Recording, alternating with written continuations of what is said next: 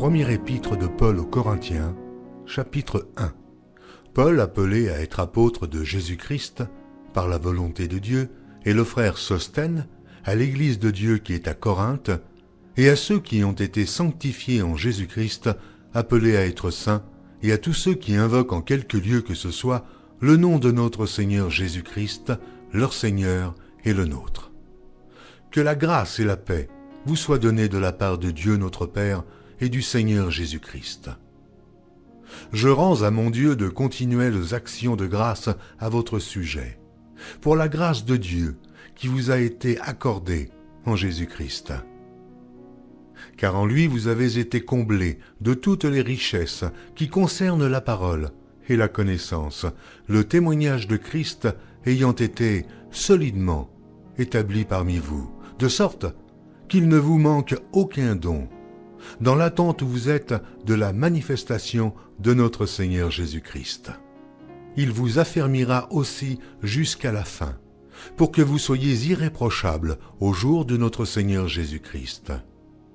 Dieu est fidèle, lui qui vous a appelé à la communion de son Fils, Jésus-Christ, notre Seigneur. Je vous exhorte, frères, par le nom de notre Seigneur Jésus-Christ, à tenir tous un même langage, et à ne point avoir de division parmi vous, mais à être parfaitement unis dans un même esprit et dans un même sentiment. Car, mes frères, j'ai appris à votre sujet, par les gens de Chloé, qu'il y a des disputes au milieu de vous. Je veux dire que chacun de vous parle ainsi. Moi je suis de Paul, et moi d'Apollos, et moi de Céphas, et moi de Christ. Christ est-il divisé? Paul a-t-il été crucifié pour vous? Ou est-ce au nom de Paul que vous avez été baptisés? Je rends grâce à Dieu de ce que je n'ai baptisé aucun de vous, excepté Crispus et Gaius, afin que personne ne dise que vous avez été baptisés en mon nom. J'ai encore baptisé la famille de Stéphanas. Du reste, je ne sache pas que j'ai baptisé quelque autre personne. Ce n'est pas pour baptiser que Christ m'a envoyé, c'est pour annoncer l'Évangile, et cela sans la sagesse du langage, afin que la croix de Christ ne soit pas rendue vaine. Car la prédication de la croix est une folie pour ceux qui périssent, mais pour nous qui sommes sauvés, elle est une puissance de Dieu. Aussi est-il écrit, je détruirai la sagesse des sages et j'anéantirai l'intelligence des intelligents. Où est le sage? Où est le scribe? Où est le disputeur de ce siècle? Dieu n'a-t-il pas convaincu de folie la sagesse du monde? Car puisque le monde avec sa sagesse n'a point connu Dieu dans la sagesse de Dieu, il a plu à Dieu de sauver les croyants par la folie de la prédication. Les Juifs demandent des miracles, et les Grecs cherchent la sagesse. Nous prêchons Christ crucifié. Scandale pour les Juifs et folie pour les païens, mais puissance de Dieu et sagesse de Dieu pour ceux qui sont appelés tant Juifs que Grecs. Car la folie de Dieu est plus sage que les hommes, et la faiblesse de Dieu est plus forte que les hommes. Considérez, frères, que, parmi vous, qui avez été appelés, il n'y a ni beaucoup de sages, selon la chair, ni beaucoup de puissants, ni beaucoup de nobles. Mais Dieu a choisi les choses folles du monde pour confondre les sages. Dieu a choisi les choses faibles du monde pour confondre les fortes. Et Dieu a choisi les choses viles du monde et celles qu'on méprise, celles qui ne sont point, pour réduire à néant celles qui sont, afin que nulle chair ne se glorifie devant Dieu. Or, c'est par lui que vous êtes en Jésus-Christ, lequel, de par Dieu, a été fait pour nous sagesse, justice et sanctification et rédemption, afin, comme il est écrit, que celui qui se glorifie dans le Seigneur. Pour moi, frères, lorsque je suis allé chez vous, ce n'est pas avec une supériorité de langage ou de sagesse que je suis allé vous annoncer le témoignage de Dieu. Car je n'ai pas eu la pensée de savoir parmi vous autre chose que Jésus-Christ et Jésus-Christ crucifié. Moi-même, j'étais auprès de vous dans un état de faiblesse, de crainte et de grand tremblement. Et ma parole et ma prédication ne reposaient pas sur les discours persuasifs de la sagesse, mais sur une démonstration d'esprit et de puissance, afin que votre foi fût fondée, non sur la sagesse des hommes, mais sur la puissance de Dieu. Cependant, c'est une sagesse que nous prêchons parmi les parfaits, sagesse qui n'est pas de ce siècle, ni des chefs de ce siècle, qui vont être anéantis. Nous prêchons la sagesse de Dieu, mystérieuse et cachée, que Dieu, avant les siècles, avait destinée pour notre gloire. Sagesse qu'aucun des chefs de ce siècle n'a connue, car, s'ils l'eussent connue, ils n'auraient pas crucifié le Seigneur de gloire. Mais, comme il est écrit, ce sont des choses que l'œil n'a point vues, que l'oreille n'a point entendues, et qui ne sont point montées au cœur de l'homme, des choses que Dieu a préparées pour ceux qui l'aiment. Dieu nous les a révélées par l'Esprit, car l'Esprit sonde tout, même les profondeurs de Dieu. Lequel des hommes, en effet, connaît les choses de l'homme, si ce n'est l'Esprit de l'homme qui est en lui? De même, personne ne connaît les choses de Dieu, si ce n'est l'Esprit de Dieu. Or, nous n'avons pas reçu l'Esprit du monde, mais l'Esprit qui vient de Dieu, afin que nous connaissions les choses que Dieu nous a données par sa grâce. Et nous en parlons non avec des discours qu'enseigne la sagesse humaine, mais avec ceux qu'enseigne l'Esprit, employant un langage spirituel pour les choses spirituelles. Mais l'homme animal ne reçoit pas les choses de l'Esprit de Dieu, car elles sont une folie pour lui. Et il ne peut les connaître parce que c'est spirituellement qu'on en juge. L'homme spirituel, au contraire, juge de tout, et il n'est lui-même jugé par personne. Car qui a connu la pensée du Seigneur pour l'instruire? Or nous avons la pensée de Christ. Pour moi, frères, ce n'est pas comme à des hommes spirituels que j'ai pu vous parler, mais comme à des hommes charnels, comme à des enfants en Christ. Je vous ai donné du lait, non de la nourriture solide, car vous ne pouviez pas la supporter, et vous ne le pouvez pas même à présent, parce que vous êtes encore charnels. En effet, puisqu'il y a parmi vous de la jalousie et des disputes, n'êtes-vous pas charnels? Et ne marchez-vous pas selon l'homme? Quand quelqu'un dit « moi je suis de Paul » et un autre « moi d'Apollos », n'êtes-vous pas des hommes?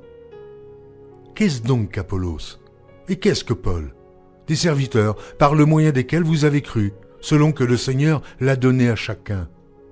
J'ai planté, Apollos a arrosé, mais Dieu a fait croître, en sorte que ce n'est pas celui qui plante qui est quelque chose, ni celui qui arrose, mais Dieu qui fait croître. Celui qui plante et celui qui arrose sont égaux, et chacun recevra sa propre récompense, selon son propre travail. Car nous sommes ouvriers avec Dieu. Vous êtes le champ de Dieu et l'édifice de Dieu. Selon la grâce de Dieu qui m'a été donnée, j'ai posé le fondement comme un sage architecte, et un autre bâtit dessus. Mais que chacun prenne garde à la manière dont il bâtit dessus. Car personne ne peut poser un autre fondement que celui qui a été posé, savoir Jésus-Christ.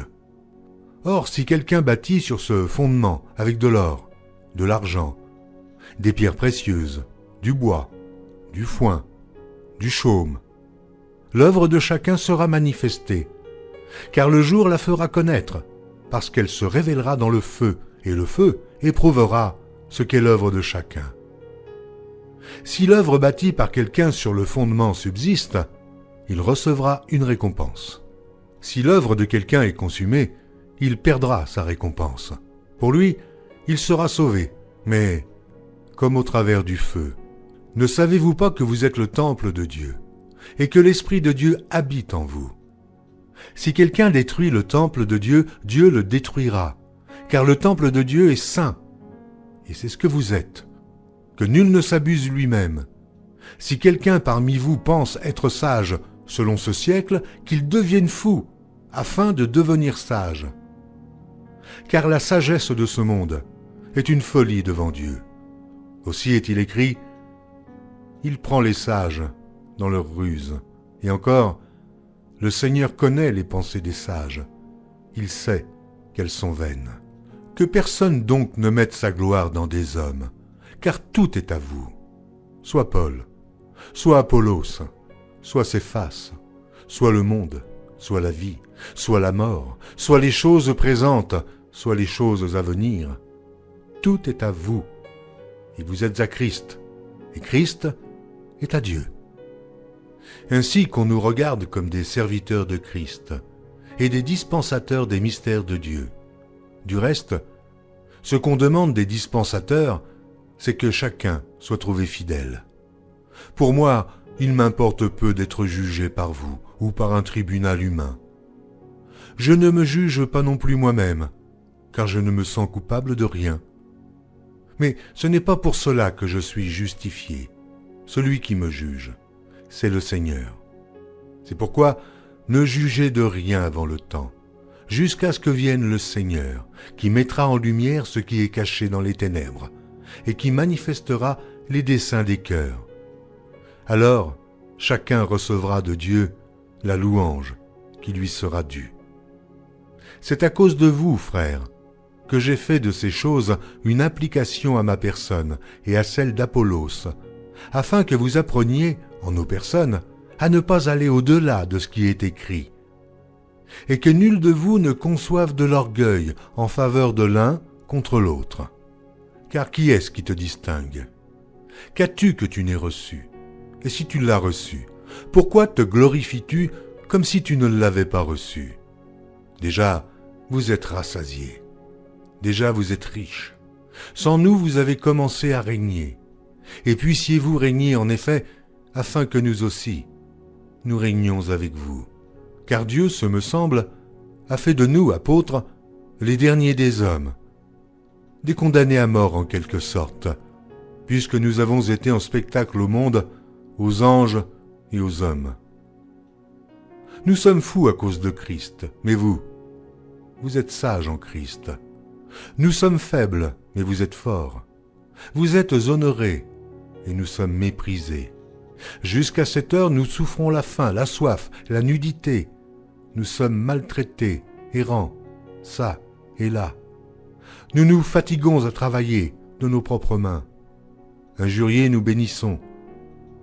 Persécutés, nous supportons. Calomniés, nous parlons avec bonté. Nous sommes devenus les balayures du monde, le rebut de tous, jusqu'à maintenant. Ce n'est pas pour vous faire honte que j'écris ces choses, mais je vous avertis, comme mes enfants bien-aimés. Car quand vous auriez 10 000 maîtres en Christ, vous n'avez cependant pas plusieurs pères, puisque c'est moi qui vous ai engendré en Jésus-Christ par l'Évangile. Je vous en conjure donc, soyez mes imitateurs.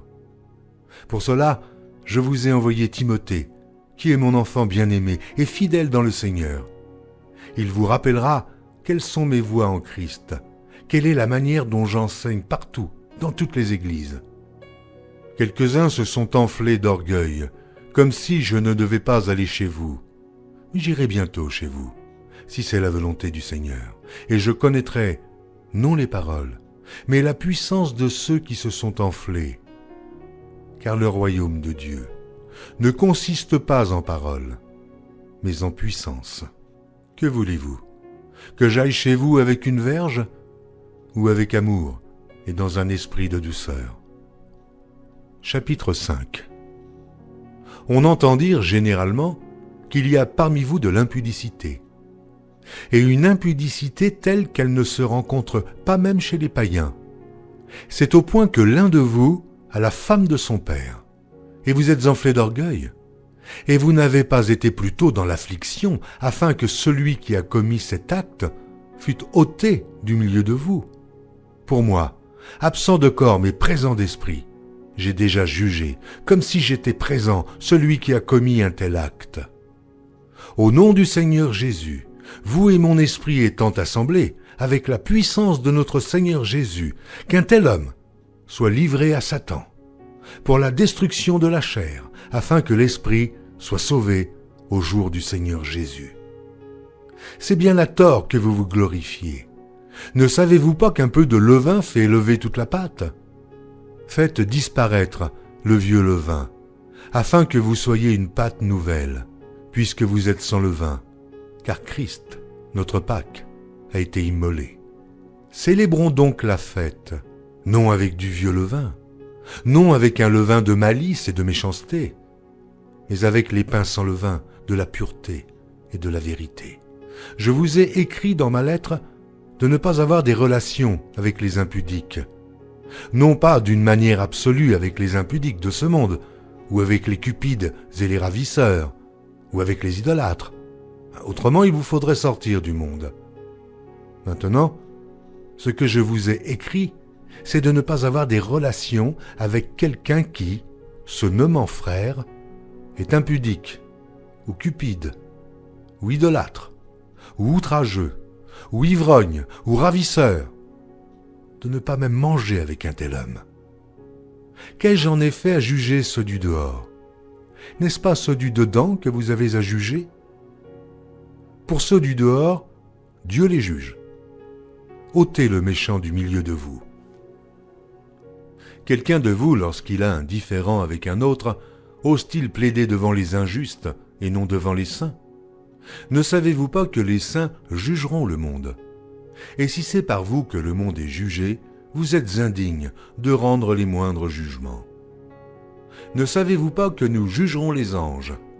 Et nous ne jugerions pas à plus forte raison les choses de cette vie? Quand donc vous avez des différends pour les choses de cette vie, ce sont des gens dont l'Église ne fait aucun cas que vous prenez pour juges. Je le dis à votre honte. Ainsi, il y a parmi vous pas un seul homme sage qui puisse se prononcer entre ses frères. Mais un frère plaide contre un frère, et cela devant des infidèles. C'est déjà certes un défaut chez vous que d'avoir des procès les uns avec les autres. Pourquoi ne souffrez-vous pas plutôt quelque injustice? Pourquoi ne vous laissez-vous pas plutôt dépouiller? Mais c'est vous qui commettez l'injustice et qui dépouillez, et c'est envers des frères que vous agissez de la sorte. Ne savez-vous pas que les injustes n'hériteront point le royaume de Dieu? Ne vous y trompez pas, ni les impudiques, ni les idolâtres, ni les adultères, ni les efféminés, ni les infâmes, ni les voleurs, ni les cupides, ni les ivrognes, ni les outrageux, ni les ravisseurs, n'hériteront le royaume de Dieu. Et c'est là ce que vous étiez, quelques-uns de vous. Mais vous avez été lavés, mais vous avez été sanctifiés, mais vous avez été justifiés au nom du Seigneur Jésus-Christ et par l'Esprit de notre Dieu. Tout m'est permis, mais tout n'est pas utile. Tout m'est permis, mais je ne me laisserai asservir par quoi que ce soit. Les aliments sont pour le ventre, et le ventre pour les aliments. Et Dieu détruira l'un comme les autres. Mais le corps n'est pas pour l'impudicité, il est pour le Seigneur, et le Seigneur pour le corps.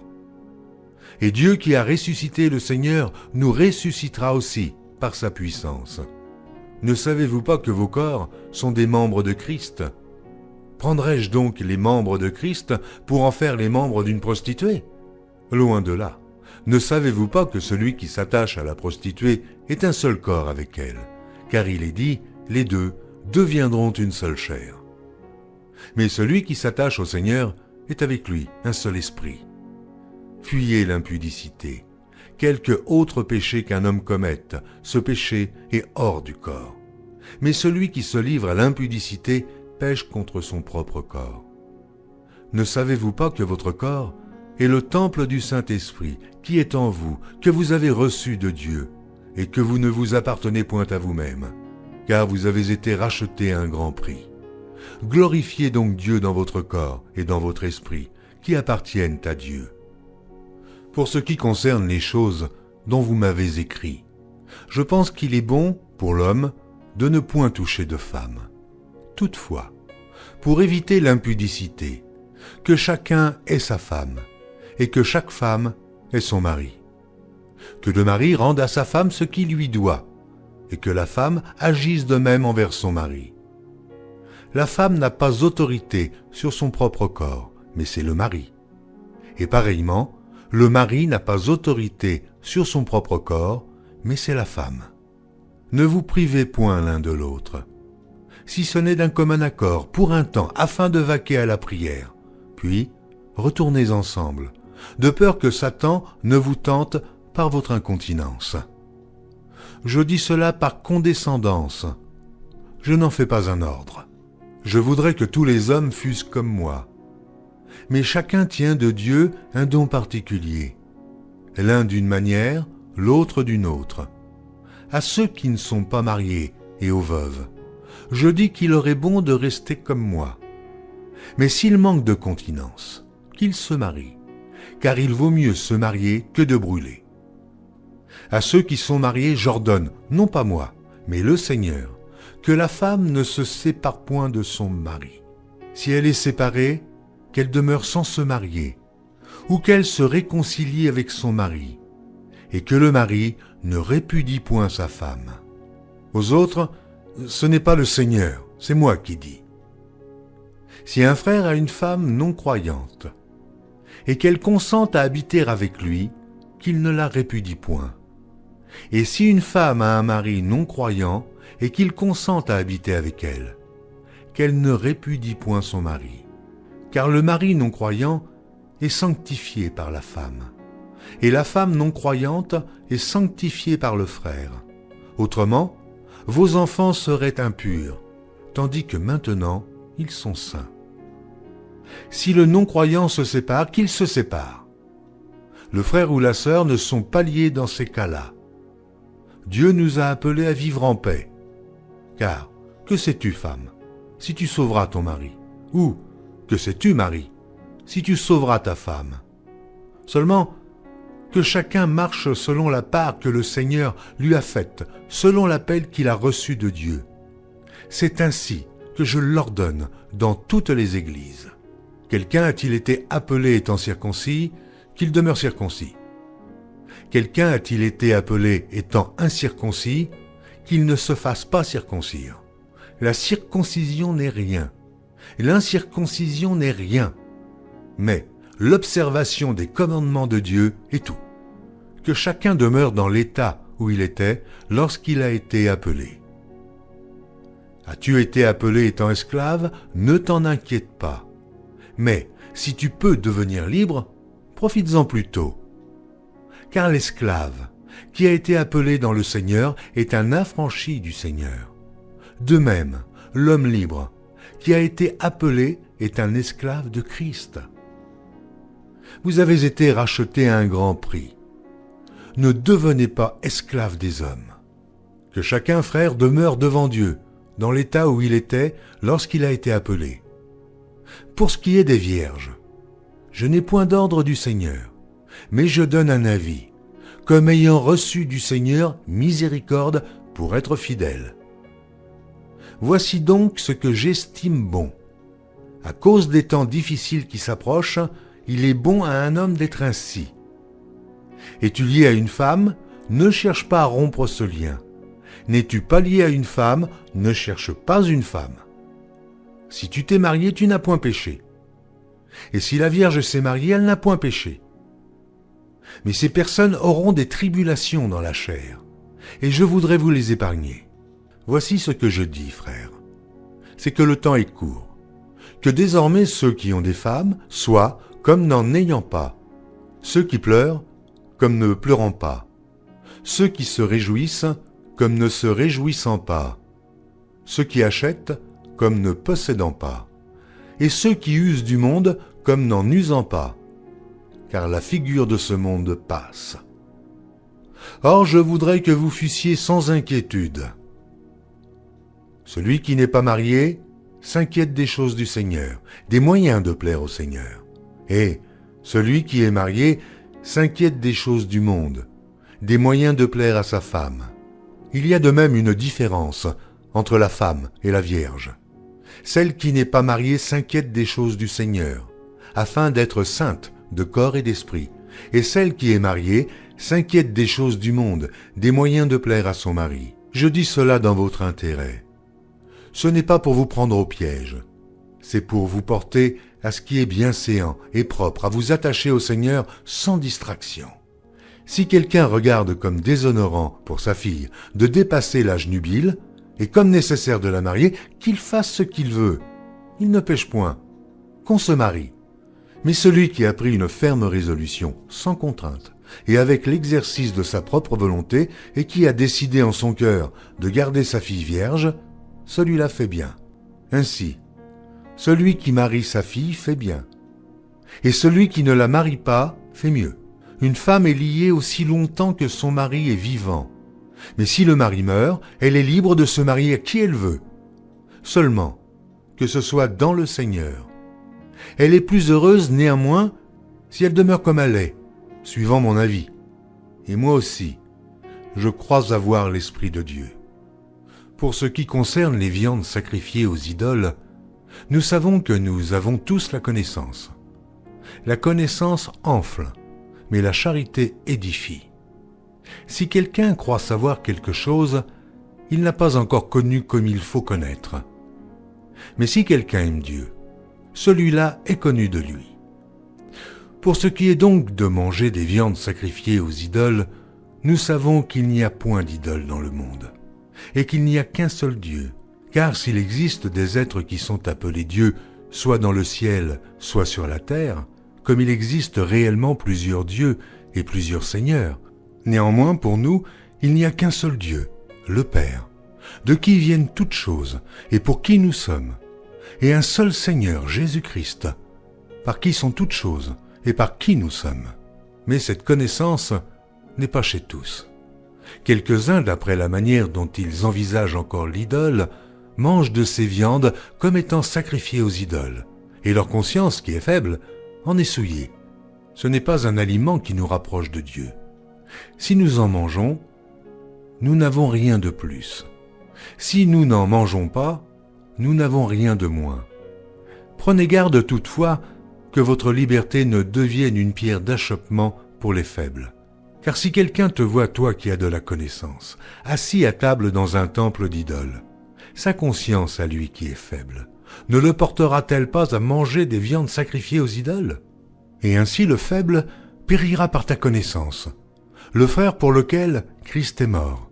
En péchant de la sorte contre les frères et en blessant leur conscience faible, vous péchez contre Christ. C'est pourquoi, si un aliment scandalise mon frère, je ne mangerai jamais de viande afin de ne pas scandaliser mon frère. Ne suis-je pas libre? Ne suis-je pas apôtre? N'ai-je pas vu Jésus notre Seigneur? N'êtes-vous pas mon œuvre dans le Seigneur? Si pour d'autres je ne suis pas apôtre, je le suis au moins pour vous, car vous êtes le sceau de mon apostolat dans le Seigneur.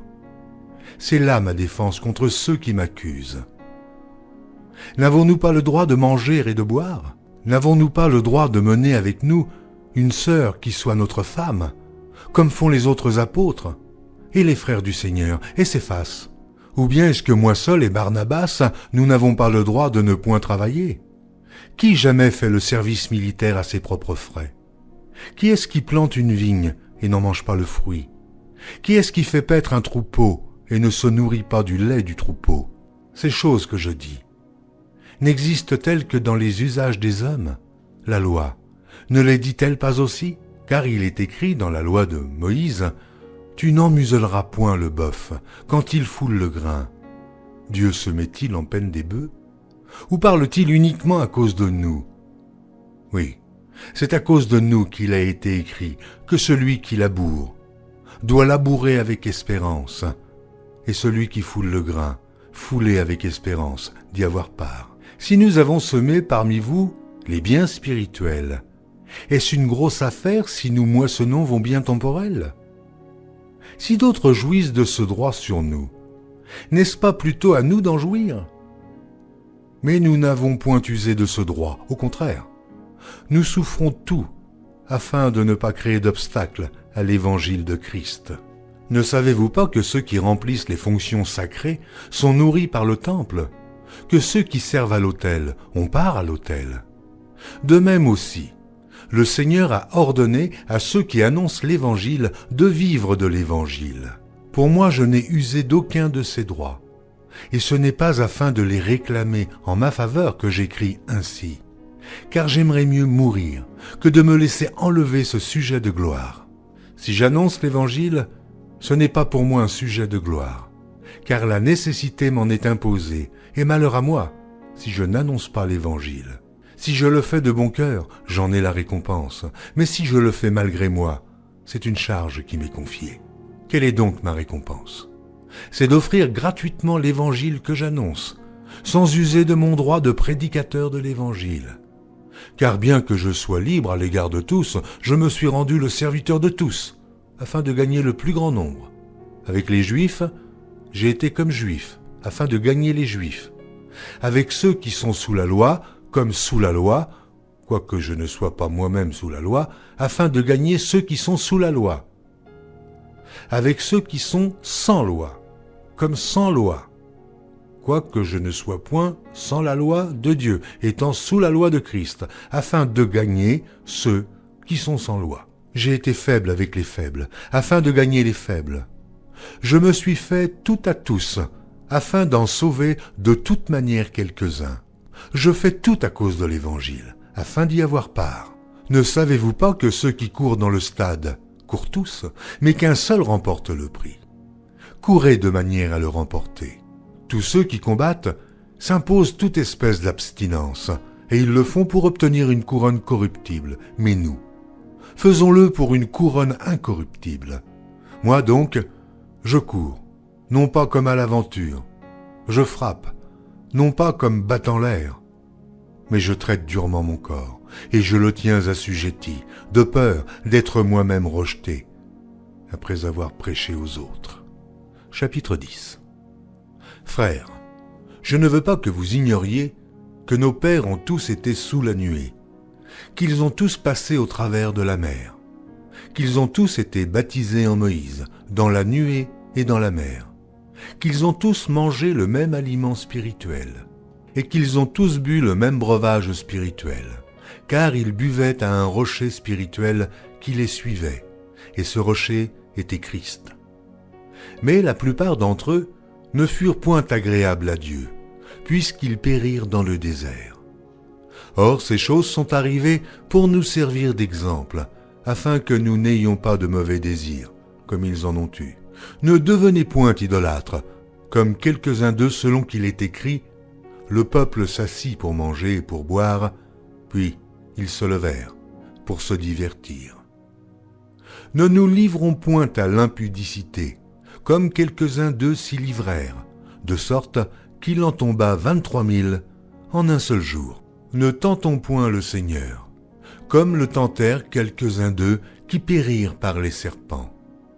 Ne murmurez point comme murmurèrent quelques-uns d'eux, qui périrent par l'exterminateur. Ces choses leur sont arrivées pour servir d'exemple, et elles ont été écrites pour notre instruction, à nous qui sommes parvenus à la fin des siècles. Ainsi donc, que celui qui croit être debout prenne garde de tomber. Aucune tentation ne vous est survenue qui n'ait été humaine, et Dieu, qui est fidèle, ne permettra pas que vous soyez tentés au-delà de vos forces. Mais avec la tentation, il préparera aussi le moyen d'en sortir, afin que vous puissiez la supporter. C'est pourquoi, mes bien-aimés, fuyez l'idolâtrie. Je parle comme un des hommes intelligents. Jugez vous-même de ce que je dis. La coupe de bénédiction que nous bénissons n'est-elle pas la communion au sang de Christ ? Le pain que nous rompons n'est-il pas la communion au corps de Christ ?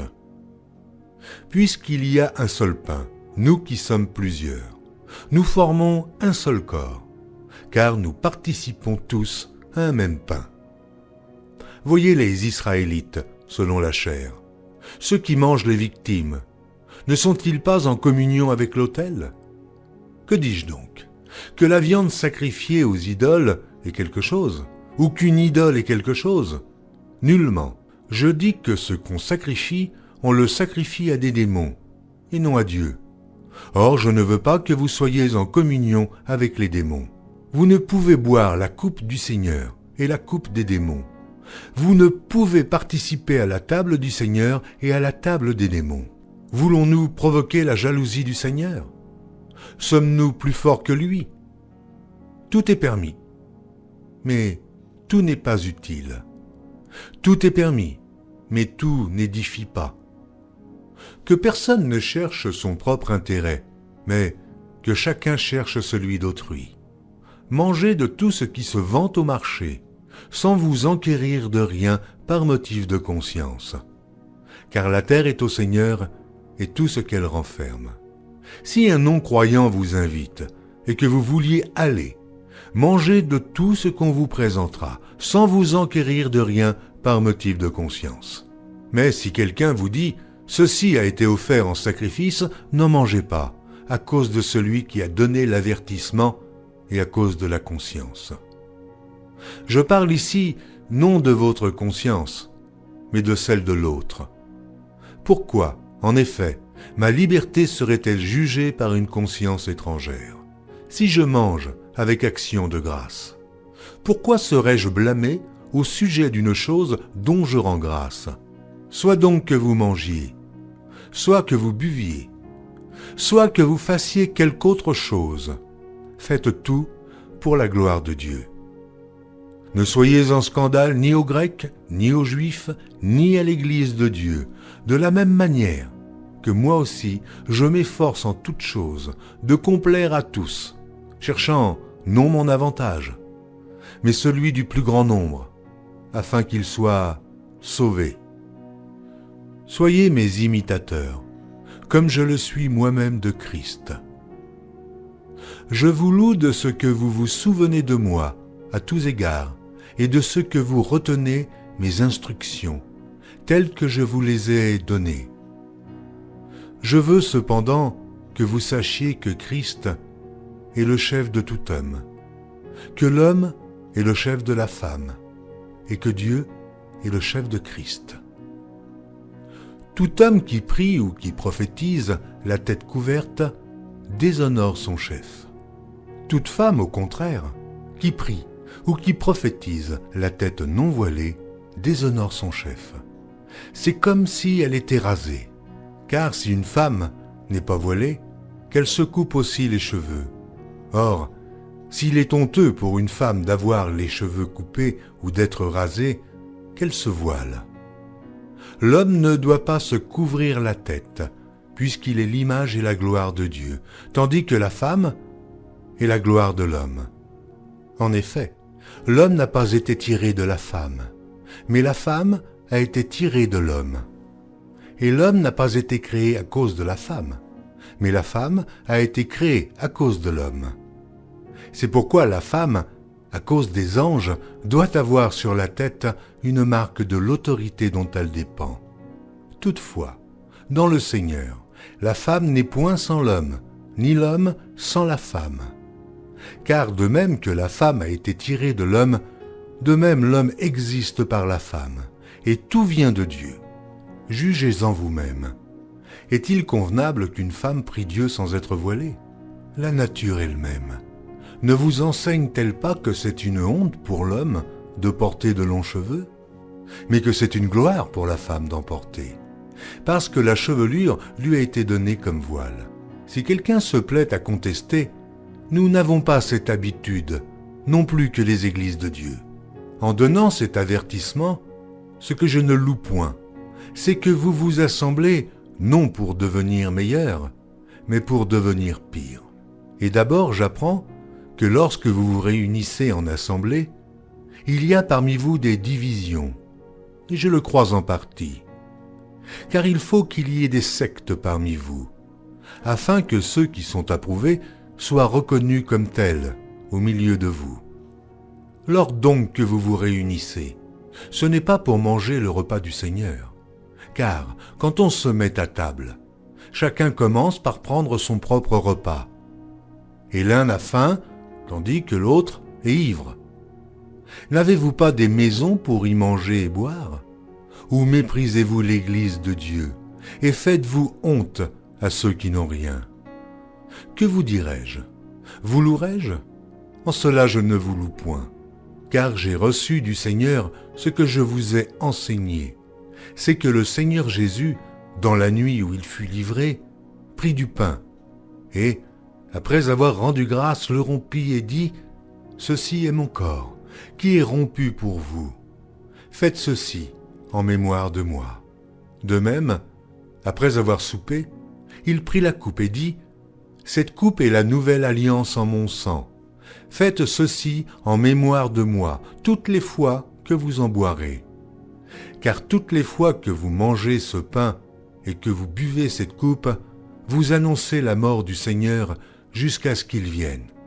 C'est pourquoi celui qui mangera le pain ou boira la coupe du Seigneur indignement sera coupable envers le corps et le sang du Seigneur.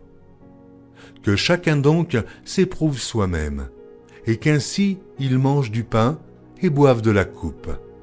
Car celui qui mange et boit sans discerner le corps du Seigneur mange et boit un jugement contre lui-même.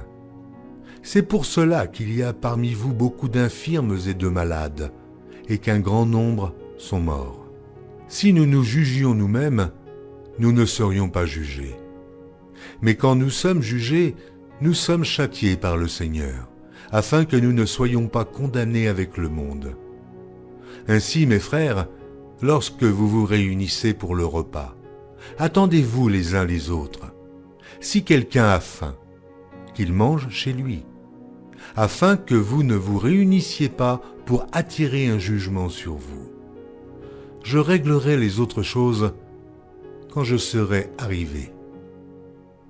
Pour ce qui concerne les dons spirituels, je ne veux pas, frères, que vous soyez dans l'ignorance. Vous savez que lorsque vous étiez païens, vous vous laissiez entraîner vers les idoles muettes, selon que vous étiez conduits. C'est pourquoi je vous déclare que nul, s'il parle par l'Esprit de Dieu, ne dit « Jésus est anathème », et que nul ne peut dire « Jésus est le Seigneur » si ce n'est par le Saint-Esprit. Il y a diversité de dons, mais le même Esprit. Diversité de ministères, mais le même Seigneur.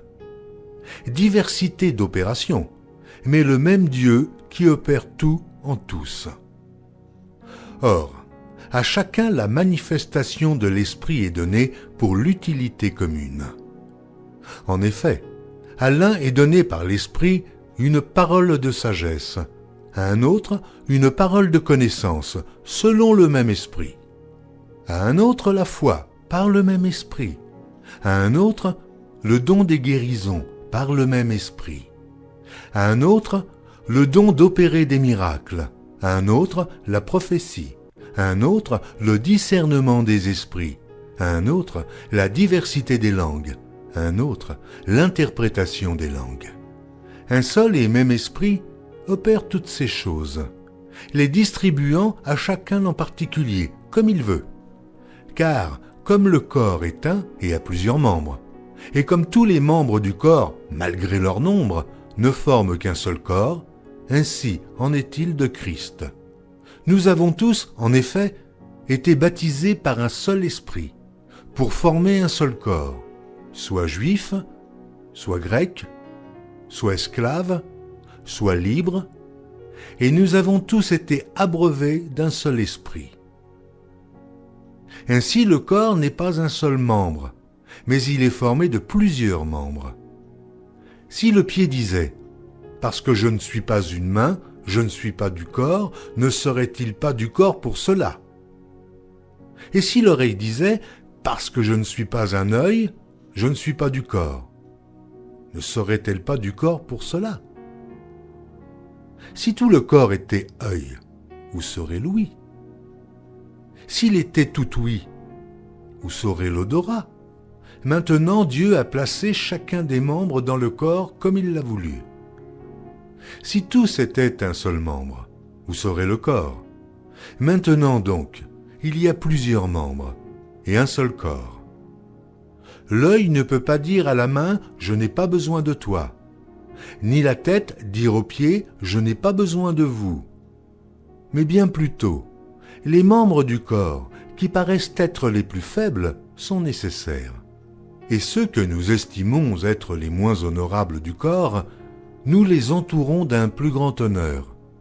Ainsi, nos membres les moins honnêtes reçoivent le plus d'honneur, tandis que ceux qui sont honnêtes n'en ont pas besoin. Dieu a disposé le corps de manière à donner plus d'honneur à ce qui en manquait, afin qu'il n'y ait pas de division dans le corps, mais que les membres aient également soin les uns des autres. Et si un membre souffre, tous les membres souffrent avec lui. Si un membre est honoré, tous les membres se réjouissent avec lui. Vous êtes le corps de Christ, et vous êtes ses membres, chacun pour sa part. Et Dieu a établi dans l'Église, premièrement des apôtres, secondement des prophètes, troisièmement des docteurs, ensuite ceux qui ont le don des miracles, puis ceux qui ont le don de guérir, de secourir, de gouverner, de parler diverses langues. Tous sont-ils apôtres? Tous sont-ils prophètes? Tous sont-ils docteurs? Tous ont-ils le don des miracles? Tous ont-ils le don des guérisons? Tous parlent-ils en langue? Tous interprètent-ils? Aspirez aux dons les meilleurs. Et je vais encore vous montrer une voie par excellence. Quand je parlerai les langues des hommes et des anges, si je n'ai pas la charité, je suis un airain qui résonne, ou une cymbale qui retentit. Et quand j'aurai le don de prophétie, la science de tous les mystères et toute la connaissance, quand j'aurai même toute la foi jusqu'à transporter des montagnes, si je n'ai pas la charité, je ne suis rien. Et quand je distribuerai tous mes biens pour la nourriture des pauvres, quand je livrerai même mon corps pour être brûlé, si je n'ai pas la charité, cela ne me sert de rien. La charité est patiente, elle est pleine de bonté. La charité n'est point envieuse. La charité ne se vante point. Elle ne s'enfle point d'orgueil. Elle ne fait rien de malhonnête. Elle ne cherche point son intérêt. Elle ne s'irrite point. Elle ne soupçonne point le mal. Elle ne se réjouit point de l'injustice, mais elle se réjouit de la vérité. Elle excuse tout. Elle croit tout. Elle espère tout. Elle supporte tout. La charité ne périt jamais. Les prophéties prendront fin. Les langues cesseront. La connaissance disparaîtra. Car nous connaissons en partie et nous prophétisons en partie. Mais quand ce qui est parfait sera venu, ce qui est partiel disparaîtra. Lorsque j'étais enfant, je parlais comme un enfant. Je pensais comme un enfant. Je raisonnais comme un enfant. Lorsque je suis devenu homme, j'ai fait disparaître ce qui était de l'enfant. Aujourd'hui, nous voyons au moyen d'un miroir, d'une manière obscure. Mais alors nous verrons face à face. Aujourd'hui je connais en partie, mais alors je connaîtrai comme j'ai été connu. Maintenant donc ces trois choses demeurent. La foi, l'espérance, la charité. Mais la plus grande de ces choses, c'est la charité. Recherchez la charité. Aspirez aussi aux dons spirituels, mais surtout à celui de prophétie. En effet, celui qui parle en langue ne parle pas aux hommes, mais à Dieu, car personne ne le comprend, et c'est en esprit qu'il dit des mystères. Celui qui prophétise, au contraire, parle aux hommes, et les édifie, les exhorte, les console. Celui qui parle en langue s'édifie lui-même. Celui qui prophétise édifie l'Église. Je désire que vous parliez tous en langue, mais encore plus que vous prophétisiez. Celui qui prophétise est plus grand que celui qui parle en langue, à moins que ce dernier n'interprète pour que l'Église en reçoive de l'édification. Et maintenant, frères, de quelle utilité vous serais-je si je venais à vous parlant en langue? Et si je ne vous parlais pas par révélation ou par connaissance, ou par prophétie, ou par doctrine? Si les objets inanimés, qui rendent un son comme une flûte ou une harpe, ne rendent pas des sons distincts, comment reconnaîtra-t-on ce qui est joué sur la flûte ou sur la harpe? Et si la trompette rend un son confus, qui se préparera au combat? De même vous, si par la langue, vous ne donnez pas une parole distincte, comment saura-t-on ce que vous dites? Car vous parlerez en l'air. Quelque nombreuses que puissent être dans le monde les diverses langues, il n'en est aucune qui ne soit une langue intelligible. Si donc je ne connais pas le sens de la langue, je serai un barbare pour celui qui parle, et celui qui parle sera un barbare pour moi. De même vous, puisque vous aspirez aux dons spirituels, que ce soit pour l'édification de l'Église, que vous cherchiez à en posséder abondamment. C'est pourquoi que celui qui parle en langue prie pour avoir le don d'interpréter. Car si je prie en langue, mon esprit est en prière, mais mon intelligence demeure stérile. Que faire donc? Je prierai par l'esprit, mais je prierai aussi avec l'intelligence. Je chanterai par l'esprit, mais je chanterai aussi avec l'intelligence. Autrement, si tu rends grâce par l'esprit, comment celui qui est dans les rangs de l'homme du peuple répondra-t-il amen à ton action de grâce, puisqu'il ne sait pas ce que tu dis? Tu rends, il est vrai, d'excellentes actions de grâce, mais l'autre n'est pas édifié. Je rends grâce à Dieu de ce que je parle en langue plus que vous tous. Mais, dans l'Église, j'aime mieux dire 5 paroles avec mon intelligence afin d'instruire aussi les autres que 10 000 paroles en langue. Frères, ne soyez pas des enfants sous le rapport du jugement, mais pour la malice, soyez enfants, et, à l'égard du jugement, soyez des hommes faits. Il est écrit dans la loi, c'est par des hommes d'une autre langue, et par des lèvres d'étrangers que je parlerai à ce peuple. Ils ne m'écouteront pas même ainsi, dit le Seigneur. Par conséquent, les langues sont un signe, non pour les croyants, mais pour les non-croyants. La prophétie, au contraire, est un signe, non pour les non-croyants, mais pour les croyants. Si donc dans une assemblée de l'Église entière, tous parlent en langue, et qu'il survienne des hommes du peuple ou des non-croyants, ne diront-ils pas que vous êtes fous? Mais si tous prophétisent, et qu'il survienne quelques non-croyants ou un homme du peuple, il est convaincu par tous, il est jugé par tous. Les secrets de son cœur sont dévoilés, de telle sorte que, tombant sur sa face, il adorera Dieu et publiera que Dieu est réellement au milieu de vous. Que faire donc, frères, lorsque vous vous assemblez? Les uns ou les autres parmi vous ont-ils un cantique, une instruction, une révélation, une langue, une interprétation? Que tout se fasse pour l'édification. En est-il qui parlent en langue? Que 2 ou 3 au plus parlent, chacun à son tour, et que quelqu'un interprète. S'il n'y a point d'interprète, qu'on se taise dans l'Église, et qu'on parle à soi-même et à Dieu. Pour ce qui est des prophètes, que 2 ou 3 parlent, et que les autres jugent. Et si un autre qui est assis a une révélation, que le premier se taise. Car vous pouvez tous prophétiser successivement, afin que tous soient instruits et que tous soient exhortés. Les esprits des prophètes sont soumis aux prophètes. Car Dieu n'est pas un Dieu de désordre, mais de paix. Comme dans toutes les églises des saints, que les femmes se taisent dans les assemblées, car il ne leur est pas permis d'y parler, mais qu'elles soient soumises, selon que le dit aussi la loi.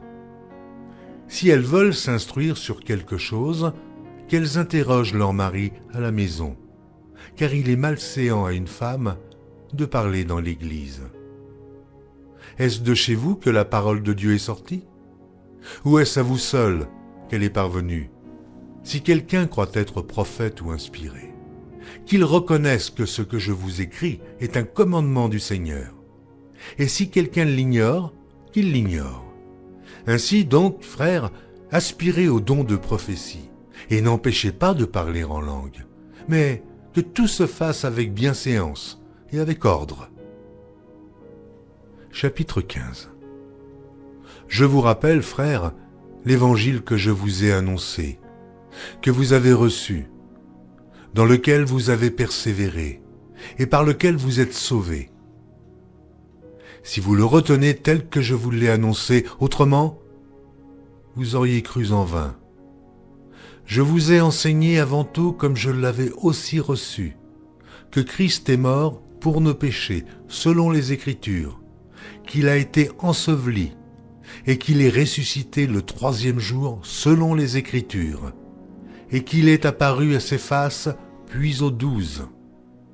Ensuite, il est apparu à plus de 500 frères à la fois, dont la plupart sont encore vivants, et dont quelques-uns sont morts. Ensuite, il est apparu à Jacques, puis à tous les apôtres. Après eux tous, il m'est aussi apparu à moi, comme à l'avorton, car je suis le moindre des apôtres. Je ne suis pas digne d'être appelé apôtre, parce que j'ai persécuté l'Église de Dieu. Par la grâce de Dieu, je suis ce que je suis, et sa grâce envers moi n'a pas été vaine, loin de là. J'ai travaillé plus que tous, non pas moi toutefois, mais la grâce de Dieu qui est avec moi. Ainsi donc, que ce soit moi, que ce soit eux, voilà ce que nous prêchons, et c'est ce que vous avez cru. Or, si l'on prêche que Christ est ressuscité des morts, comment quelques-uns parmi vous disent-ils qu'il n'y a point de résurrection des morts? S'il n'y a point de résurrection des morts, Christ non plus n'est pas ressuscité. Et si Christ n'est pas ressuscité, notre prédication est donc vaine, et votre foi aussi est vaine. Il se trouve même que nous sommes de faux témoins à l'égard de Dieu, puisque nous avons témoigné contre Dieu qu'il a ressuscité Christ, tandis qu'il ne l'aurait pas ressuscité, si les morts ne ressuscitent point. Car si les morts ne ressuscitent point, Christ non plus n'est pas ressuscité. Et si Christ n'est pas ressuscité, votre foi est vaine. Vous êtes encore dans vos péchés, et par conséquent, aussi ceux qui sont morts en Christ sont perdus. Si c'est dans cette vie seulement que nous espérons en Christ, nous sommes les plus malheureux de tous les hommes. Mais, maintenant, Christ est ressuscité des morts. Il est les prémices de ceux qui sont morts. Car puisque la mort est venue par un homme, c'est aussi par un homme qu'est venue la résurrection des morts. Et comme tous meurent en Adam, de même aussi, tous revivront en Christ, mais chacun en son rang. Christ comme prémisse, puis ceux qui appartiennent à Christ lors de son avènement. Ensuite viendra la fin, quand il remettra le royaume à celui qui est Dieu et Père, après avoir détruit toute domination, toute autorité et toute puissance. Car il faut qu'il règne jusqu'à ce qu'il ait mis tous les ennemis sous ses pieds. Dieu, en effet, a tout mis sous ses pieds.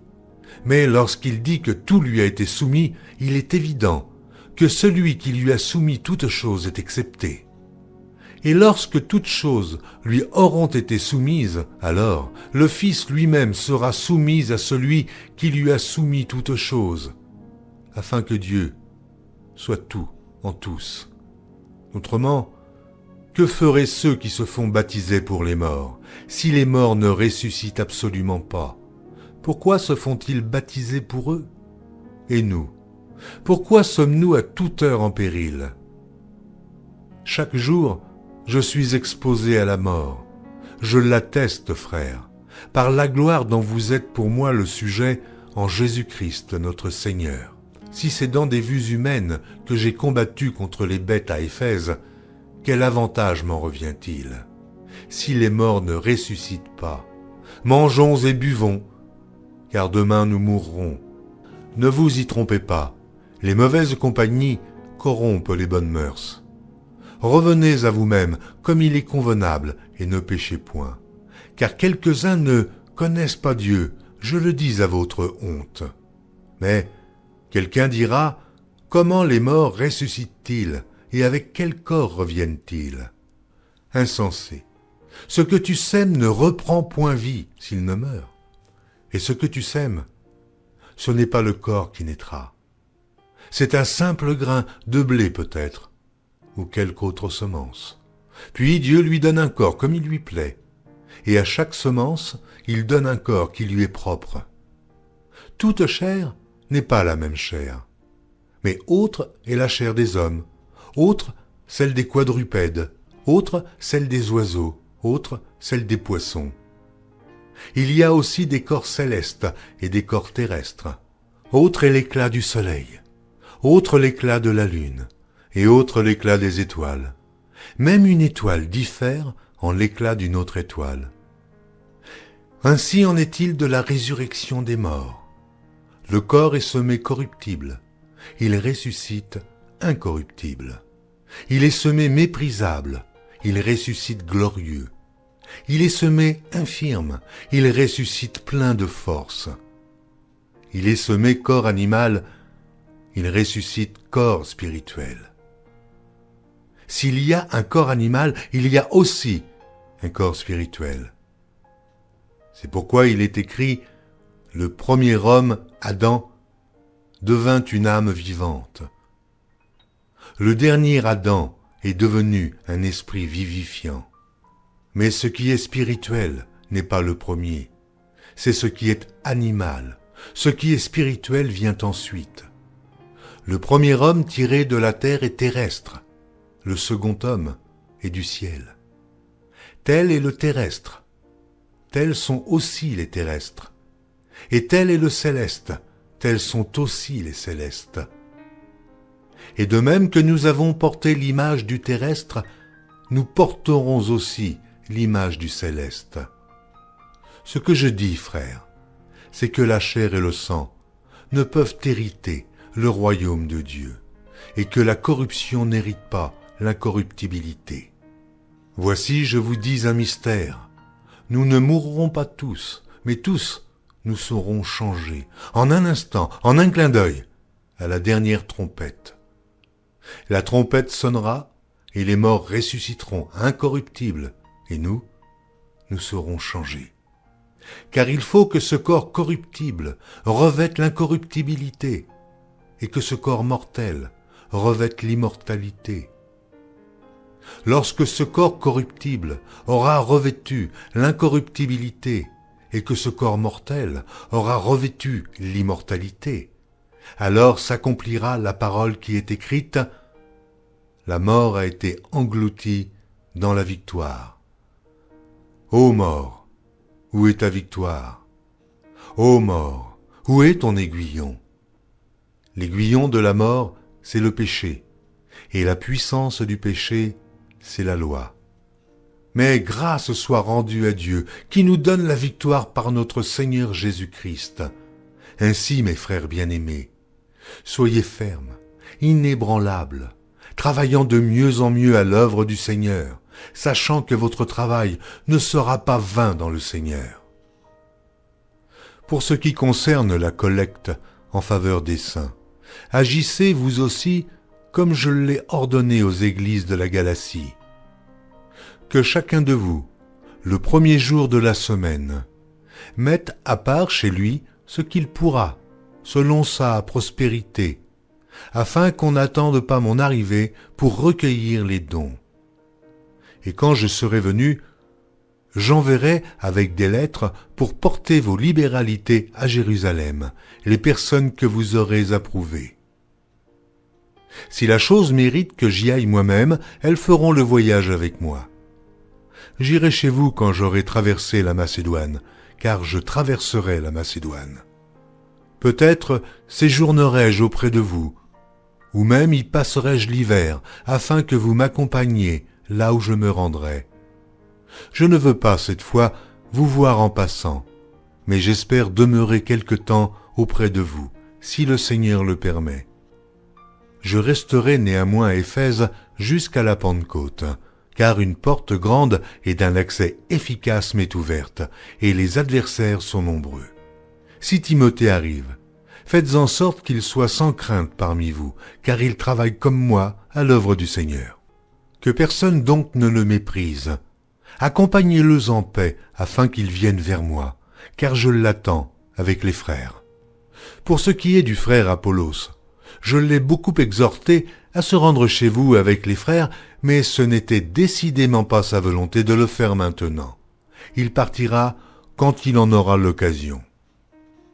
Veillez, demeurez fermes dans la foi, soyez des hommes, fortifiez-vous. Que tout ce que vous faites se fasse avec charité. Encore une recommandation que je vous adresse, frères. Vous savez que la famille de Stéphanas est les prémices de l'Achaïe, et qu'elle s'est dévouée au service des saints. Ayez vous aussi de la déférence pour de tels hommes. Je me réjouis de la présence de Stéphanas, de Fortunatus et d'Achaïcus. Ils ont suppléé à votre absence, car ils ont tranquillisé mon esprit et le vôtre. Sachez donc apprécier de tels hommes. Les églises d'Asie vous saluent. Aquilas et Priscille, avec l'église qui est dans leur maison, vous saluent beaucoup dans le Seigneur. Tous les frères vous saluent. Saluez-vous les uns les autres par un saint baiser. Je vous salue, moi, Paul, de ma propre main. Si quelqu'un n'aime pas le Seigneur, qu'il soit anathème. Maranatha. Que la grâce du Seigneur Jésus soit avec vous. Mon amour est avec vous tous en Jésus-Christ.